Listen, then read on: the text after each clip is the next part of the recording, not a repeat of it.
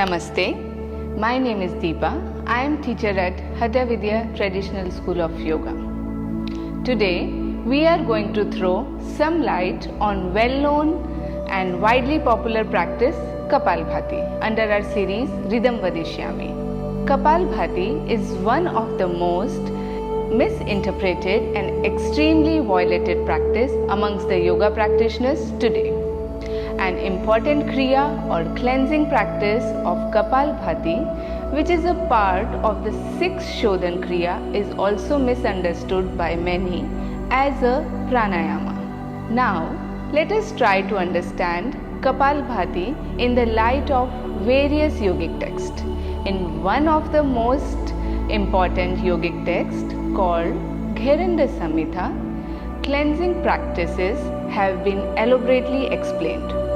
Here, Kapalbhati has been presented in three different forms of practices. These are Vat Karma, Vyut Karma and Shit Karma.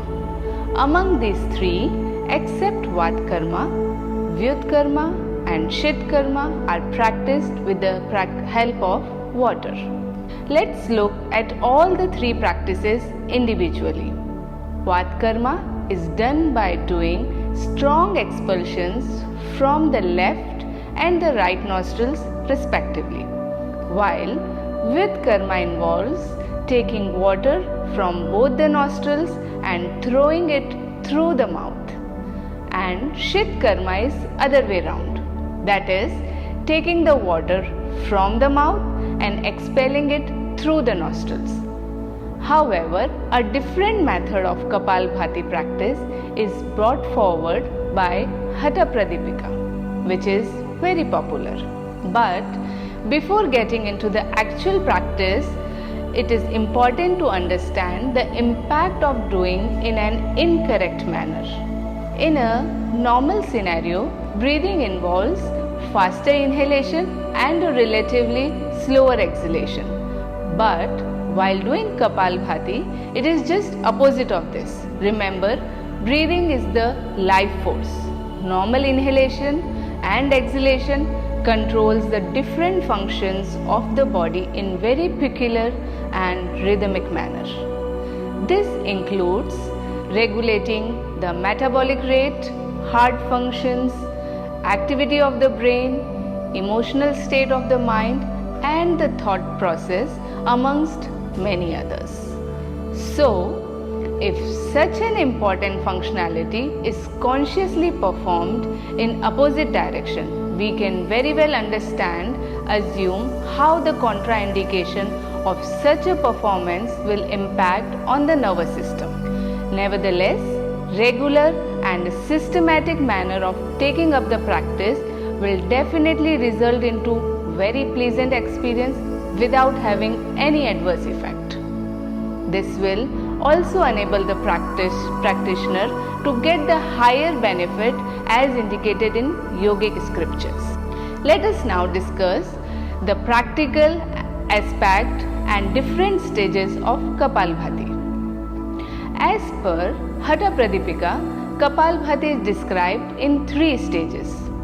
First stage involves the single stroke of inhalation and exhalation, facilitating the movement of abdominal muscles in systematic and controlled manner.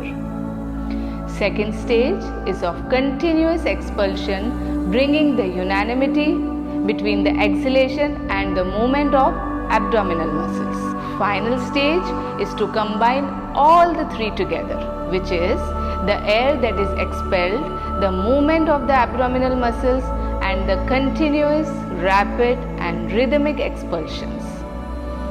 Important thing to observe while practicing the above is to have minimum movement on the other parts of the body, especially the movement of the upper chest area. Kapalbhati stroke should be applicable only below the navel. As per the yogic scripture, Padmasana is recommended as sitting position for Kapalbhati practice. This posture reduces unwanted body movement and increases the strength. Also, it helps permitting the prana to transcend from Deha Madhya to the upper proximity of the body. In order to perform Kapalbhati, there are few prerequisites, which includes the practice of doing Uddiyana Bandha and other preparatory practice which are to be learnt under the guidance of competent teacher. After doing Kapalbhati, many experience certain behavioral changes and discomforts.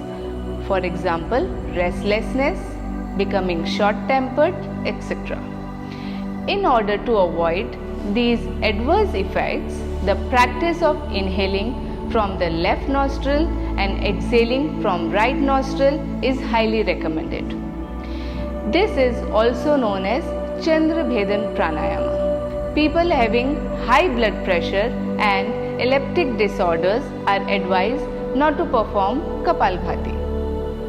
Those having cardiac problem should do Kapalbhati under the guidance and observance of an experienced Acharya. Hope we are able to clarify a little about this practice of Kapalbhati. We will continue to provide similar insightful information in our upcoming videos under the series of Ritam Vadishyami. Namaste.